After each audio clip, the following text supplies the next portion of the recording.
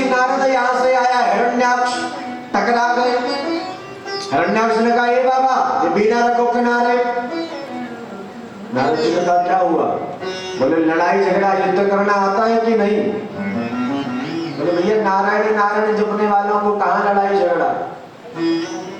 हिरण्याक्ष कहता आज हमारी भुजाओं में बाजुओं में खुजली मच रही है, हमसे युद्ध करना पड़ेगा। नारद जी कहने लगे लड़ना तो नहीं आता पर लड़वाना बहुत अच्छी तरह से आता। सुनो हम तो नहीं लड़ेंगे, वो देखो नीचे एक सूकर का बच्चा, बारह का बच्चा गोल मटोल पृथ्वी को अपनी दृष्टाओं पर माने दांतों पर रख करके जा रहा है, उसी को ललकार दो। जो एक खुजली मच रही है ना कभी नहीं मचेगी, बचोगे तब खुजली मचेगी, बचोगे जाकर के ललकारने लगा बारह भगवान को। भगवान भी युद्ध के लिए तैयार। दोनों में बड़ा भयंकर विकराल युद्ध छिड़ा। युद्ध करते करते करते करते हिरण्याक्ष के शरीर की एक एक नस ढीली हो गई, पसीना पहुंचने लगा, मानो मरने ही वाला। भगवान बारह ने मुदगर लिया, गदा लिया और जो आसमान के ऊपर उठा करके रुद्र भमद करता हुआ जो सीढ़ी पर धड़ाम से धर्म प्राय किया। गोविंदाय नमो नमः। चले गए श्रीमान जी। अब केवल एक बचा है हिरण्यकश्यपु। हिरण्यकश्यपु की कथा सुखदेव जी ने चौथे दिन के चरित्र में सुनाई थी, इसलिए हिरण्यकश्यपु का वध कैसे हुआ ये प्रसंग हम और आप कल के पावन प्रसंग में श्रवण करेंगे। महाराज एक और महात्मा करदम, कर माने हाथ, दम माने अपने बल पर, जिसने अपने ही बल पर सब कुछ निर्माण किया उसका नाम है करदम। 40,000 वर्षों तक तपस्या करी निष्काम भाव से, पर जैसे ही तपस्या से उठे भूख लगी, भोजन की व्यवस्था कहां से होगी? विचार करने लगे शंकर जी को भूख लगती होगी तो पार्वती जी टक्कर ठोक देती होगी, ब्रह्मा को लगे तो ब्रह्माणी सरस्वती जी बैठी, हाँ नारायण भगवान को भूख लगे तो लक्ष्मी जी सेवा में। पर बाहर करदम एक तो तपस्या भी करो, पर तपस्या से उठ करके आओ चूल्हे में लकड़ियां भी लगाओ, माने रोटी भी बनाओ। अब मन में आया चलो विवाह कर ले।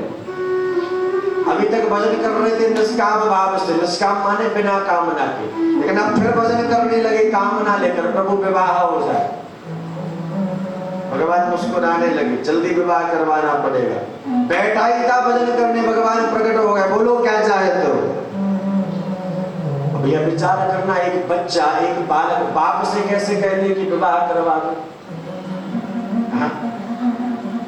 पहले के जमाने में विवाह की चर्चा चले तो बच्चा उठ करके दूर भाग जाता था कि हमारे विवाह की चर्चा चल रही।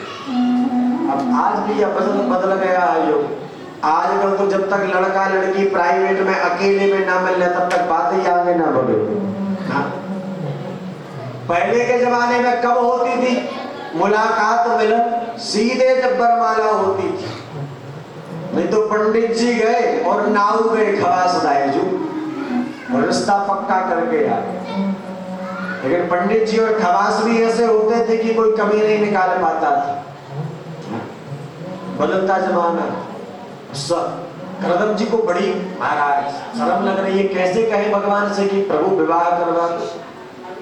तो कहने लगे प्रभु मन में इच्छा तो थी, पर जब आप सामने खड़े हो गए तो अब हमारे मन में कोई इच्छा नहीं है।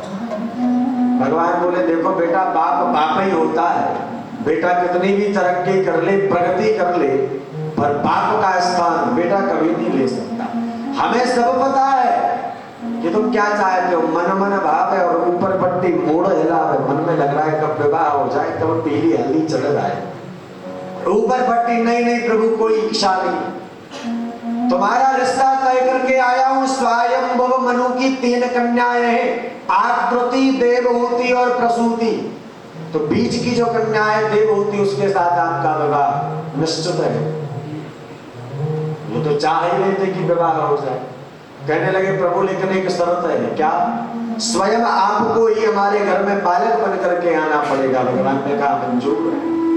विवाह हुआ, स्वयं मनु के बीच की कन्या है जो देवहूति के साथ। वरदान तो ये मांगा था कि स्वयं भगवान बालक बन करके आएंगे, लेकिन कहते हैं ना, हुई है वही जो राम रचि राखे। हम भले ही कुछ सोचें, कुछ भी विचार करते रहे, पर परमात्मा ने जो लिख रखा दिया वही हो। बेटा एक भी नहीं हुआ, बेटियां हो गई 9। और गर्दन जी ने प्रत्येक बेटी का विवाह किसी ना किसी ऋषि के साथ किया, किसी ना किसी महात्मा के साथ किया। अब 10वीं संतान के रूप में गर्दन जी ने निवेदन किया, प्रभु आप ही कृपा करो। तो 10वीं संतान के रूप में साक्षात भगवान कपिल देव माता दिति के गर्भ से जन्म लेकर के प्रकट होते हैं। बोल कपिल देव भगवान की जय। सांख्य शास्त्र जिन प्रकट भगवान, जिन्होंने सांख्य शास्त्र की रचना करी, भगवान धीरे धीरे बड़े हुए, उपनयन संस्कार हुआ और आज इतने बड़े हो गए भगवान कि व्यास मंच पर आकर के विराजे, व्यासपीठ पर बैठे और माता देवहूति श्रोता के रूप में नीचे बैठी। भैया यहां से कपिल देवहूति संवाद प्रारंभ होता है।